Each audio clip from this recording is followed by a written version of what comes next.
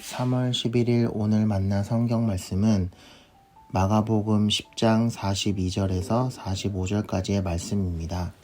그래서 예수께서는 그들을 곁에 불러놓고 그들에게 말씀하셨다. 너희가 아는 대로 이방 사람들을 다스린다고 자처하는 사람들은 백성들을 마구 내리누르고 고관들은 백성들에게 세도를 부린다.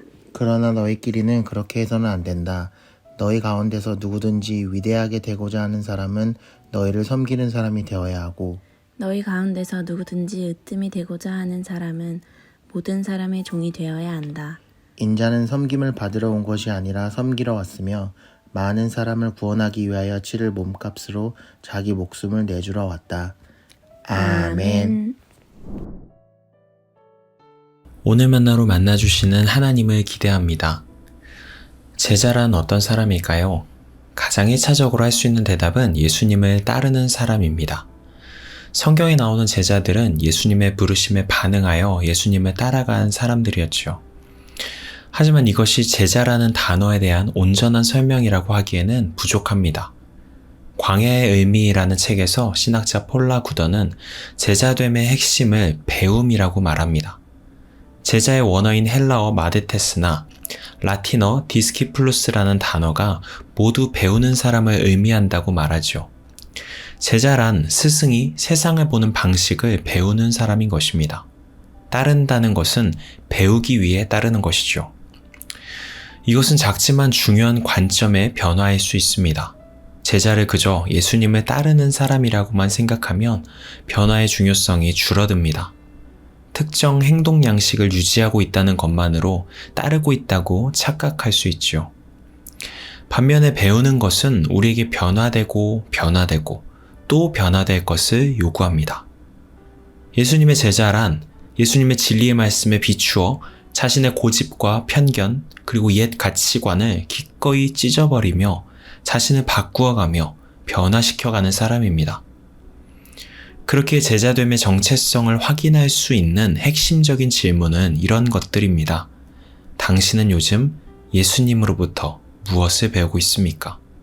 당신은 당신 자신의 삶과 관념을 어떻게 바꾸어가고 있습니까? 이 질문으로 마가복음에 나타나는 제자들의 모습을 보면 그들이 얼마나 자주 제자의 정체성에서 벗어났는지, 제자로 존재하는 데 실패했는지를 알 수 있습니다. 오늘 본문 바로 직전에 세베대의 아들이 야고보와 요한은 예수님에게 요구합니다. 예수님이 왕이 되셨을 때 본인들을 한 명은 우편에, 한 명은 좌편에 앉게 해달라고 말이죠. 이 요구를 한 시점이 예수님이 본인의 십자가의 죽음과 순환에 대해서 세 번째로 말씀하시고 난 직후라는 사실이 더 씁쓸함을 더합니다.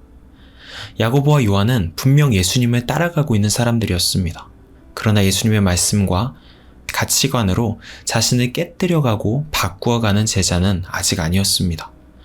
높아짐을 욕망하는 그들이 본래 가지고 있던 근본적인 신념은 여전히 그대로입니다. 이런 제자들을 향해 예수님은 인내심을 가지고 가르치십니다. 다시 한 번 더 하나님 나라의 전혀 다른 시선과 가치에 대해서 말씀하시죠.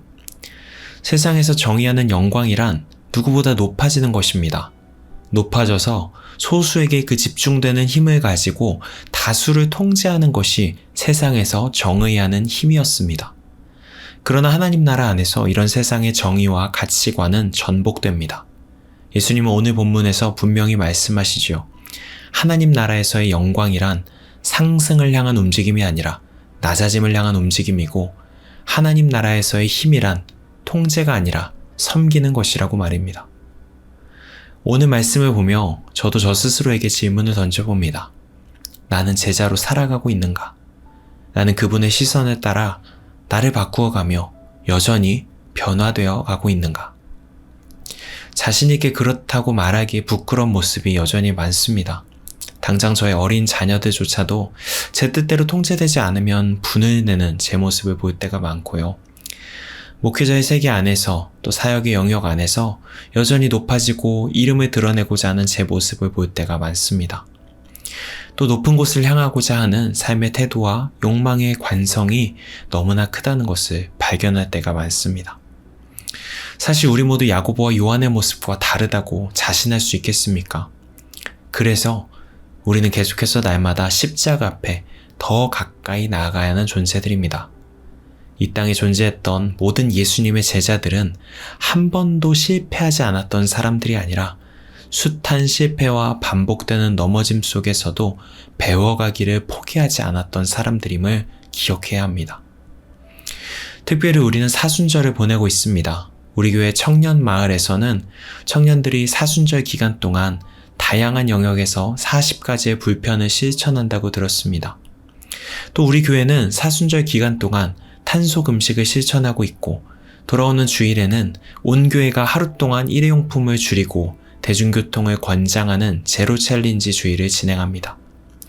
왜 이렇게 우리를 스스로 불편하게 만들어야 할까요? 가만히 두면 우리의 죄의 관성, 욕망의 관성은 자연스레 섬기기보다 통제하려 하고 낮아지려 하기보다 높아지려 하기 때문입니다. 어쩌면 날마다 십자가 앞에 가까이 간다는 말은 이렇게 일상 속에서 작은 불편을 기꺼이 선택하며 섬김을 배워가는 것이지 않을까 싶습니다.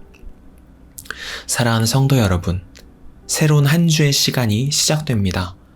이 한 주 동안 낮아짐을 향한 섬김을 향한 불편한 선택을 쌓아나가실 수 있기를 축복합니다. 그리하여 예수님이 알려주시는 진정한 힘과 영광이 무엇인지를 배워가며 진정한 제자의 정체성을 살아가시는 모든 높은 뜻 성도님들 되시기를 바랍니다. 기도하시겠습니다. 주님, 우리 모두 진정 주님의 시선과 관점을 배워가며 주님을 따르는 제자 되기를 소망합니다. 새롭게 주어진 한 주의 시간 동안 진정한 섬김과 영광을 배워가기 위한 실천들을 쌓아나가는 우리가 되게 하옵소서. 예수님의 이름으로 기도드립니다. 아멘. 이제 두 가지 기도 제목을 함께 기도합니다. 첫 번째로 오늘의 말씀을 따라 기도하겠습니다. 세상이 정의해야 하는 힘과 영광이 아닌 하나님 나라의 힘과 영광을 소망하며 예수님 따라가는 제자로 살아가게 하옵소서. 두 번째로 우리 선교사님들을 위해 기도하겠습니다.